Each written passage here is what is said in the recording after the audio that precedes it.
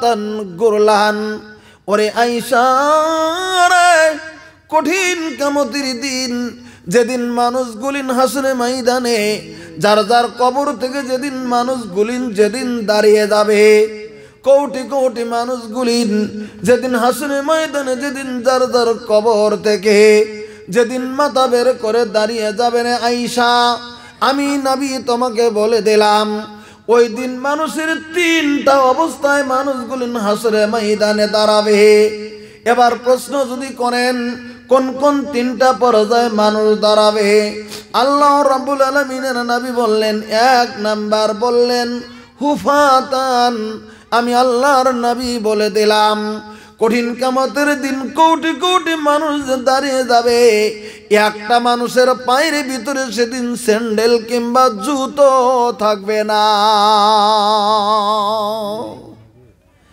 আজকে যেমন চলতে চলে এসেছি, ছোট্ট থেকে বড়, বড় থেকে ছোট, মহিলা থেকে পুরুষ, পুরুষ থেকে মহিলা, আমরা সবাই জুতো মুজাবাদ স্যান্ডেল পায়ে দিয়ে দিয়ে দিয়ে দিয়ে দিয়ে দিয়ে আজকের জালসে উপস্থিত হয়েছে। বলেন কথা ঠিক না? কিন্তু কঠিন কিয়ামতের দিন আমার নবী ঘোষণা করে দিলেন হুফাতান। হযরত আদম থেকে শুরু করে নিয়ে আমার আখেরি নবীর শেষ বিন্দু উম্মত পর্যন্ত মানুষ যেদিন কবর থেকে দাঁড়িয়ে যাবে, যেদিন কোটি কোটি মানুষ গুলিন দাঁড়িয়ে যাবে, একটা মানুষের পায়ের ভিতরে সেদিন স্যান্ডেল জুতা কিছুই থাকবে না। বোঝা গেল কথাটা? নাম্বার 2, আল্লাহ রাব্বুল আলামিনের নবী বললেন উরাতান। আমি নবী নিজে বলে দিলাম, আমার সাহাবা কেরাম শুনে নাও গো। ওরে আয়েশা তুমি শুনে নাও, উরাতান, আয়েশা রে শোনো, কঠিন কিয়ামতের দিন মানুষগুলিন যে দাঁড়িয়ে যাবে, আমি নবী বলে দিলাম টোটাল মানুষগুলিন সেদিন নাংটা হয়ে দাঁড়িয়ে যাবে, উলঙ্গ হয়ে দাঁড়িয়ে যাবে। একটা মানুষের গায়ের মধ্যে কোনো কাপড় থাকবে না। কাপড় তো দূরের কথা, কোমরের বাউটিটা পর্যন্ত সেদিন থাকবে না রে আয়েশা। হযরত আয়েশার কাছে যখন নবী কথাটি বললেন, হযরত আয়েশা চিন্তা করে নিলেন, হায় হায়, ও গো আল্লাহ রাব্বুল আলামিনের নবী, এটা কেমন কথা বলছেন গো আপনি, গো দরদের নবী আমার। আমি আয়েশা কোন অবস্থায় উঠবো? বলে তুমি উলঙ্গ উঠবে রে আয়েশা। বলে ওগো নবী আপনি কেন অবস্থায় উঠবেন? বলে আমি উলঙ্গ উঠবে রে আয়েশা। আল্লাহ রাব্বুল আলামিনের নবী এই কথা যখন শুনলেন নবীজির কাছে, হযরত আয়েশা বলছিলেন তখন, আর রিজালু ওয়ান নিসাউ জামিয়ান ইয়ানজুরুনা বাযুহুম আলা বাযিন। ওরে আল্লাহ রাব্বুল আলামিনের নবী, আমার মতো আয়েশা কঠিন কিয়ামতের দিন যদি উলঙ্গ যদি দাঁড়িয়ে যায়, সেদিন সমস্ত পুরুষ মানুষগুলিন মহিলাগুলিন একই সঙ্গে দাঁড়িয়ে যাবে গো দরদের নবী আমার। একজনের লজ্জাস্থানের দিকে যদি আরেকজন তাকায় গো নবী, ওটা কোন অবস্থা হয়ে যাবে? আল্লাহ রাব্বুল আলামিনের নবী বললেন, আয়েশা রে, কোন প্রশ্ন তুমি করলে? কঠিন কিয়ামতের দিন এমন একটা বিভীষিকাময় ময়দান রে আয়েশা। হিয়া আসাধ্য শব্দ বলেছেন নবী, ওটা বিরাট কঠিন সময় রে আয়েশা। ওই দিন একজন আর একজনের মধ্যে তাকানোর মতো সময় সেদিন হাসরে ময়দানে জুটবে না। আমার আগে বর্ণনা করেছিলেন আবু সাহেব, কঠিন কিয়ামতের দিন, বিষম অসুবিধার দিন রে আয়েশা। একটা মুসলিম শরীফের হাদিসের ভিতরে আসছে, আজ কঠিন কিয়ামতের দিন কত কঠিন দিন ভাই আমার। আজকে যেমন বৈজ্ঞানিকদের হিসাব মতে এই সূর্যটা পৃথিবীর জমি থেকে 1500 কোটি কিলোমিটার দূরে রয়েছে। এই সূর্যের 12টা মুখ আছে।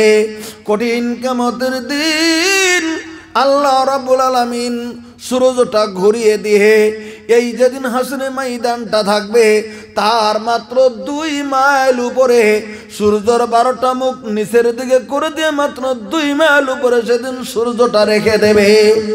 একটা সেকেন্ডের ভিতরে তামাম হাসরে ময়দান তামাকাশা হয়ে যাবে। তামাম মানুষগুলি হাসরে ময়দানের ভিতরে যখন যার যার মতো যখন দাঁড়িয়ে গেছে, আমার ভাই গো, ওই সূর্যের তাপ লাগতে শুরু হয়ে যাবে। বেঈমানদের অবস্থা সেদিন বিরাট ভয়াবহ হয়ে যাবে। সেদিন যখন তাপ লাগতে শুরু হয়ে যাবে, সহিহ রাওয়ায়াতের ভিতরে চলে এসেছেন আল্লাহ রাব্বুল আলামিনের নবী বললেন, ওই কঠিন কিয়ামতের দিন মানুষগুলিনের ভাগ ভাগ ভাগ ভাগ করে সেদিন তাপ লেগে যাবে। আমল অনুযায়ী সেদিন তাপ লাগবে। কতগুলি মানুষের এত তাপ লেগে যাবে, নিজের শরীরের ঘাম পরে পরে পরে পরে পরে পরে কারোই টাকনু পর্যন্ত পানি হয়ে যাবে, কিছুগুলি মানুষের হাঁটু পর্যন্ত পানি হয়ে যাবে, কিছুগুলি মানুষের কোমর পর্যন্ত পানি হয়ে যাবে, কিছুগুলো মানুষের বুক পর্যন্ত পানি হয়ে যাবে, কিছুগুলো মানুষের গলা পর্যন্ত পানি হয়ে যাবে, কিছুগুলো মানুষের ওই হাসরে ময়দানে নাক পর্যন্ত পানি হয়ে যাবে। যার পানির ভিতরে তিনি ডুবু ডুবু ডুবু ডুবু খাইতে থাকবে।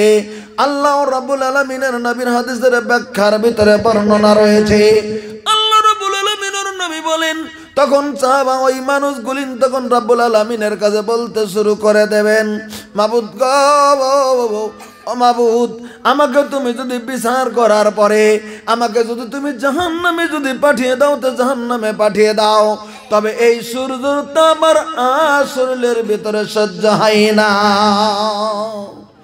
এটা বিরাট কঠিন দিন। আল্লাহ রাব্বুল আলামিনের নবী তাই বললেন, আয়েশা, ওইটার বিরাট কঠিন অবস্থা। ওজন্য একজন আর একজনের দিকে তাকানোর মতো সময় সেদিন হবে না। কবর থেকে বেরিয়ে যাওয়ার পরেই নাফসি নাফসি নাফসি নাফসি বলে চিৎকার করে হাসরের ময়দানে সেদিন মানুষগুলি সেদিন চিৎকার করতে থাকবে। আমি আল্লাহ রাব্বুল আলামিনের নবী বলে দিলাম, 3 নম্বর অবস্থা করলাম। কোটি কোটি মানুষ যেদিন দাঁড়িয়ে যাবে হাসরের ময়দানে, সমস্ত মানুষগুলি সেদিন খাতনাবিহীন অবস্থায় দাঁড়িয়ে যাবে। একটা মানুষও সেদিন খাতনা করা থাকবে না। আল্লাহর নবী বর্ণনা করে দিলেন। আমার ভাইরা, আল্লাহ নবী সাল্লাল্লাহু আলাইহি সাল্লাম নিজে বললেন, আল্লাহ তাআলা পবিত্র কোরআনে বললেন, নবী, এগুলি নসিহত আপনি পৃথিবীর জমিনের ভিতরে করুন, আপনি মানুষের কানে কানে বলে দিন, আপনি মানুষকে নসিহতের কথাগুলি শুনিয়ে দিন। আর আপনি যদি এগুলি কথা শোনান, যারা পৃথিবীর জমিনের ভিতরে ঈমানদার, তারা ভয় করে, তারা আমল করে, তারা আমার দিকে এগিয়ে এসে তারা জান্নাতবাসী হবে। নারায়ে তাকবীর। আমার ভাইরা, তাহলে এবার আল্লাহ তাআলা বললেন আল্লাহর নবীকে, এবার আল্লাহ রাব্বুল আলামিনের নবী সাল্লাল্লাহু আলাইহি সাল্লাম সম্পর্কে তাহলে একটা কথা জেনে নেন। এবার তো বিশ্বের নবী পৃথিবীতে নাই, নবী তো মদিনাতুল মুনাওয়ারাতে শুয়ে আছেন, নবী তো মদিনাতুল মুনাওয়ারাতে শুয়ে রয়েছেন। এবার তো বিশ্ব নবী এসে আমাদের কাছে তো দিনের দাওয়াত দেবেন তো না, কারণ নবী মদিনাতুল মুনাওয়ারাতে। এবার প্রশ্ন যদি করেন, তাহলে দিনের দাওয়াতের মিশনটা চালাবে কে? এই প্রশ্ন যদি নিজেরা করেন, তার জবাব আল্লাহ রাব্বুল আলামিন সাল্লাম দিয়েছেন। হাদিসটি পাবেন সহিহ বুখারী শরীফে প্রথম খণ্ডে, দেওবন্দি বা দিল্লির সাফা আরবি বুখারী সাফা নাম্বার 16 কিতাবুল ইলমে প্রথম দিকে হাদিসটি আনা হয়েছে। আল্লাহ রাব্বুল আলামিনের নবী বললেন, আমি বিশ্বের নবী, পৃথিবীর থেকে বিদায় নিতে চলছি। আমি নবী কিছু সম্পত্তি রেখে যাব না, না দিরহাম জমা করে রেখে যাব, না আমি দিনার রেখে যাব। আমি মরার পরে পৃথিবীর আমার ওয়ারিসেরা ভাগ করে নেবে। না না, একটা সম্পত্তি পৃথিবীর জমিনের ভিতরে আমি নবী রেখে যাব। ওই সম্পত্তি হচ্ছে দ্বীনি ইলম। আমি নবী তোমাদেরকে বলে দিচ্ছি, ওজন্য যারা ইলম শিখবে, আমি নবী বলে দিলাম, ইন্নাল উলামা হুম ওয়ারাসাতুল আম্বিয়া।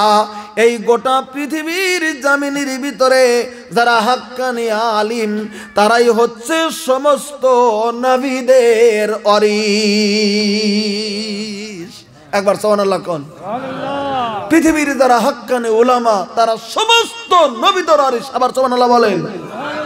আমার ভাইরা, তাহলে এবার একটা চিন্তার বিষয় রয়েছে, তাহলে কতটুকু ইলম যদি শেখেন, কতটুকু ইলম শিক্ষা